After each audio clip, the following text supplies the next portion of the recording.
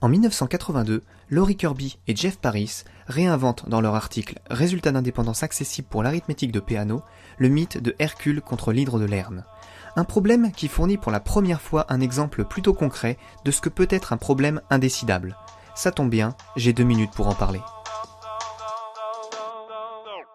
Voici l'hydre de Lerne, un monstre fabuleux qui possède de nombreuses têtes et de nombreux coups. Dans le cadre du deuxième de ses 12 travaux, Hercule doit l'affronter et le vaincre, et doit pour cela couper chacune de ses têtes. Le hic, c'est que lorsque l'hydre se fait décapiter, des têtes repoussent et, contrairement à la légende, il ne pourra pas appeler son neveu à la rescousse. Existe-t-il pour notre héros une stratégie qui permettrait d'empêcher à tout jamais cet horrible monstre de nuire ? Eh bien oui, et les nombres transfinis sont là pour nous aider. Détaillons un peu le mécanisme de régénération des têtes. Mathématiquement, l'hydre peut être représenté comme un graphe, et plus précisément comme un arbre enraciné. Un arbre est une structure mathématique composée de différents nœuds reliés par des arêtes mais qui ne possèdent aucun cycle. Sur un arbre, les nœuds situés aux extrémités sont appelés les feuilles. On dit que l'arbre est enraciné lorsque l'un des nœuds a été choisi pour en être la racine. On peut assimiler l'hydre à un arbre où son corps est la racine de l'arbre, ses têtes sont ses feuilles, ses coups sont ses arêtes et les jonctions entre les coups sont les autres nœuds du graphe. La régénération céphalique de l'hydre fonctionne de la façon suivante. Lorsqu'une tête est découpée, la feuille et l'arête correspondantes sont retirées du graphe. L'hydre se renouvellera à partir du nœud situé en dessous de l'arête retirée, en générant plusieurs copies de la partie de l'arbre située au-dessus de ce nœud. Le nombre de copies créées par l'hydre sera à chaque étape le nombre de coups donnés par Hercule. Ainsi, l'hydre fabriquera une seule copie lors de sa première régénération, puis 2 à la deuxième, et ainsi de suite. A noter tout de même que lorsque Hercule découpe une tête directement reliée au corps de la bête, celle-ci ne pourra pas se régénérer. La question que Hercule se pose est évidente, quelle stratégie doit-il accomplir pour réduire à néant le mastodonte ? Assez étonnamment, il existe des stratégies, et ça quelle que soit la taille initiale de l'hydre. Encore plus étonnant, une stratégie qui fonctionne toujours est de couper les têtes complètement au hasard jusqu'à extinction complète du monstre.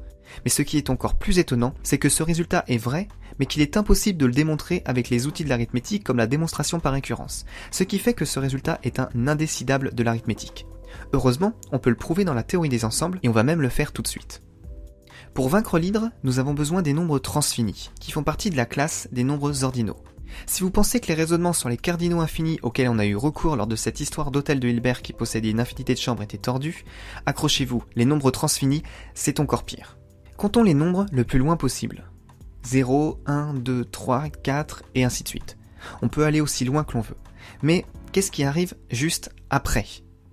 Eh bien, c'est à ce moment-là que les nombres transfinis rentrent en jeu.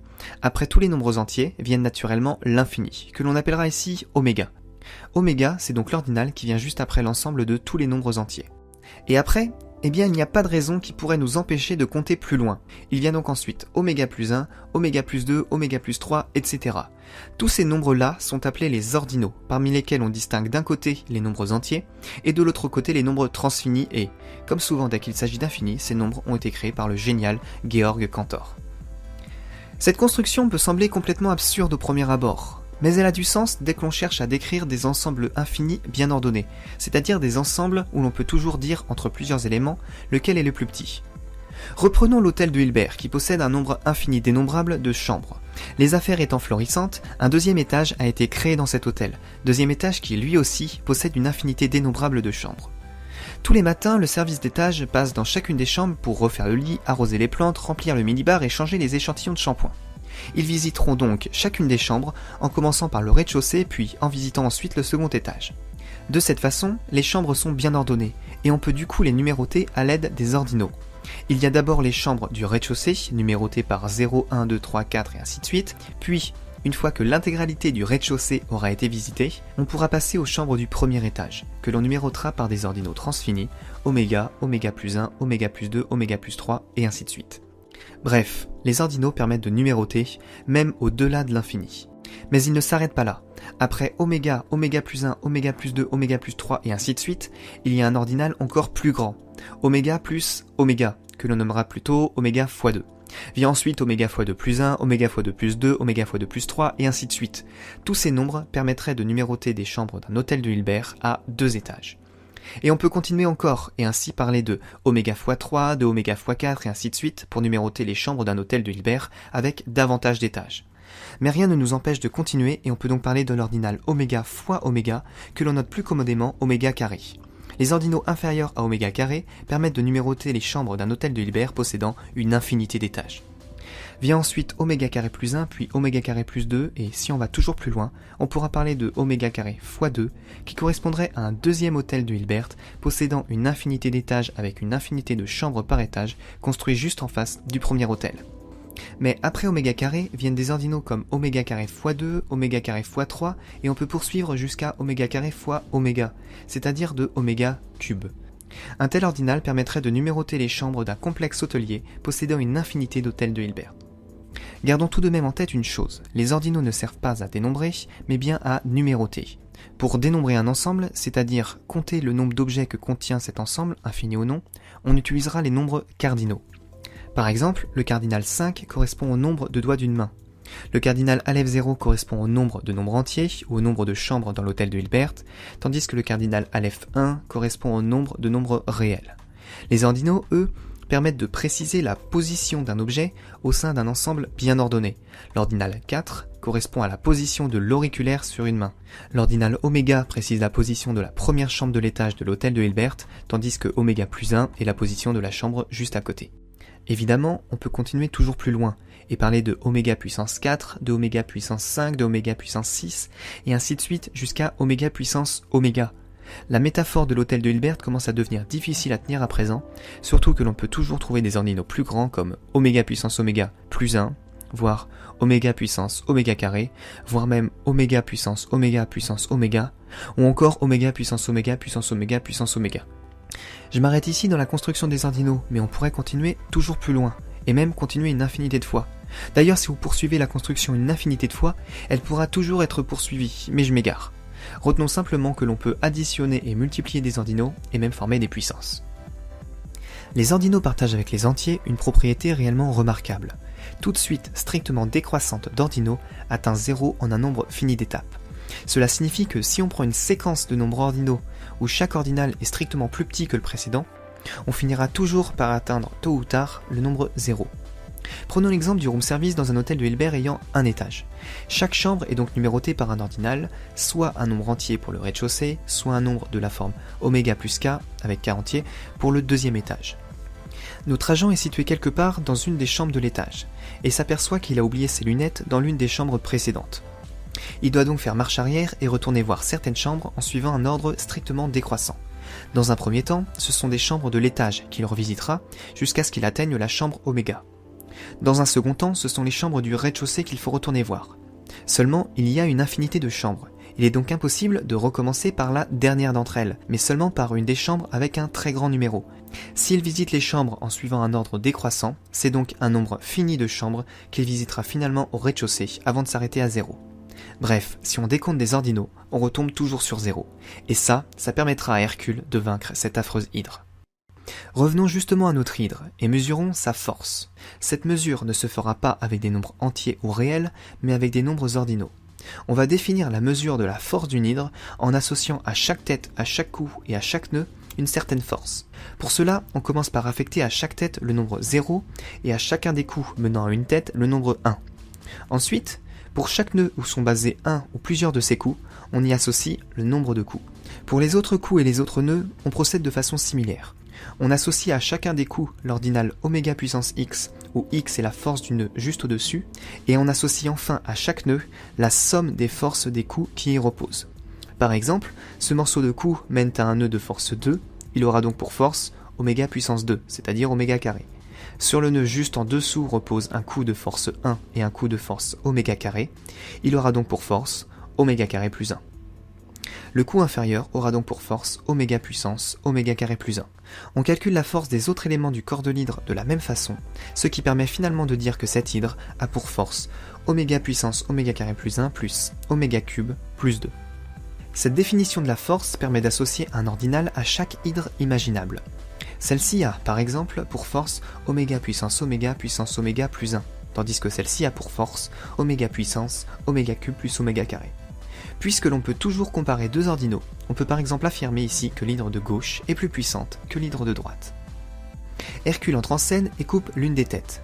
Quelle que soit la tête qu'il attaquera, il en résultera que la force globale de l'hydre diminuera.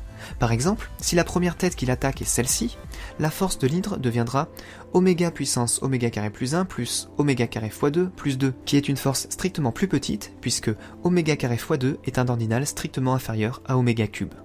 S'il attaque ensuite cette tête-là, la force de l'hydre deviendra oméga puissance oméga fois 3 plus 1 plus oméga carré fois 2 plus 2, qui est à nouveau strictement inférieure à la force précédente.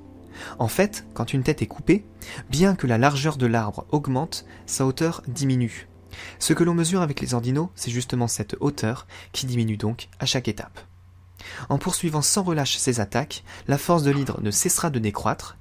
Puisqu'il s'agit d'une suite strictement décroissante d'ordinaux, elle finira forcément par tomber à zéro après un nombre non infini de décapitations. Bien sûr, le combat sera certainement très long, mais on ne peut pas abattre un monstre mythologique sans un minimum de patience. Finalement, on vient démontrer que, quelle que soit la forme de l'hydre et quelle que soit la stratégie de Hercule, celui-ci parviendra toujours à oxyre son opposant. Pour démontrer ce théorème de l'hydre, il nous a fallu passer par les ordinaux.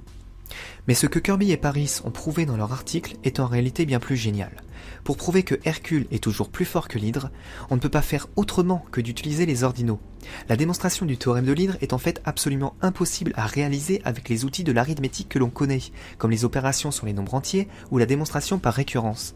Le théorème de l'hydre est en fait ce que l'on appelle en logique un théorème indécidable pour l'arithmétique, un théorème qui est 100% vrai, mais qui ne peut pas être démontré au sein de cette théorie. C'est d'ailleurs ce qu'énonce le théorème de Gödel. La plupart des théories mathématiques contiennent des énoncés qui sont vrais, mais qui ne peuvent pas y être démontrés.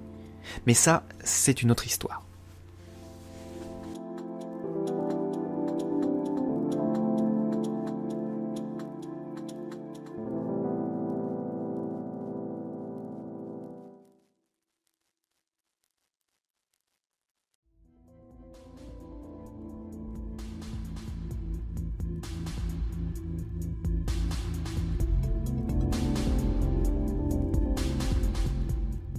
Dessous de l'arête retirée, en générant plusieurs copies de la partie de l'arbre située au-dessus de ce nœud. Le nombre de copies créées par l'hydre sera à chaque étape le nombre de coups donnés par Hercule. Ainsi, l'hydre fabriquera une seule copie lors de sa première régénération, puis deux à la deuxième, et ainsi de suite. A noter tout de même que lorsque Hercule découpe une tête directement reliée au corps de la bête, celle-ci ne pourra pas se régénérer. La question que Hercule se pose est évidente, quelle stratégie doit-il accomplir pour réduire à néant le mastodonte ? Assez étonnamment, il existe des stratégies, et ça, quelle que soit la taille initiale de l'hydre. Encore plus étonnant, une stratégie qui fonctionne toujours est de couper les têtes complètement au hasard jusqu'à extinction complète du monstre. Mais ce qui est encore plus étonnant, c'est que ce résultat est vrai, mais qu'il est impossible de le démontrer avec les outils de l'arithmétique. En 1982, Laurie Kirby et Jeff Paris réinventent dans leur article « Résultats d'indépendance accessibles pour l'arithmétique de Peano » le mythe de Hercule contre l'hydre de Lerne. Un problème qui fournit pour la première fois un exemple plutôt concret de ce que peut être un problème indécidable. Ça tombe bien, j'ai 2 minutes pour en parler. Voici l'hydre de Lerne, un monstre fabuleux qui possède de nombreuses têtes et de nombreux coups. Dans le cadre du deuxième de ses 12 travaux, Hercule doit l'affronter et le vaincre, et doit pour cela couper chacune de ses têtes. Le hic, c'est que lorsque l'hydre se fait décapiter, des têtes repoussent et, contrairement à la légende, il ne pourra pas appeler son neveu à la rescousse. Existe-t-il pour notre héros une stratégie qui permettrait d'empêcher à tout jamais cet horrible monstre de nuire ? Et pourrait nous empêcher de compter plus loin. Il vient donc ensuite oméga plus 1, oméga plus 2, oméga plus 3, etc.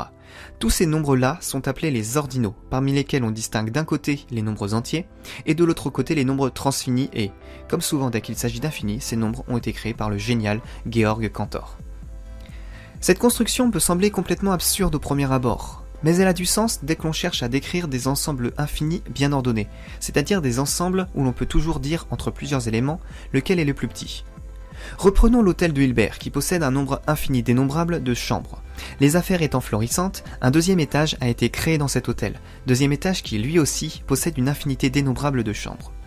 Tous les matins, le service d'étage passe dans chacune des chambres pour refaire le lit, arroser les plantes, remplir le minibar et changer les comme la démonstration par récurrence. Ce qui fait que ce résultat est un indécidable de l'arithmétique. Heureusement, on peut le prouver dans la théorie des ensembles et on va même le faire tout de suite. Pour vaincre l'hydre, nous avons besoin des nombres transfinis, qui font partie de la classe des nombres ordinaux. Si vous pensez que les raisonnements sur les cardinaux infinis auxquels on a eu recours lors de cette histoire d'hôtel de Hilbert qui possédait une infinité de chambres étaient tordus, accrochez-vous, les nombres transfinis, c'est encore pire. Comptons les nombres le plus loin possible. 0, 1, 2, 3, 4 et ainsi de suite. On peut aller aussi loin que l'on veut. Mais qu'est-ce qui arrive juste après ? Eh bien, c'est à ce moment-là que les nombres transfinis rentrent en jeu.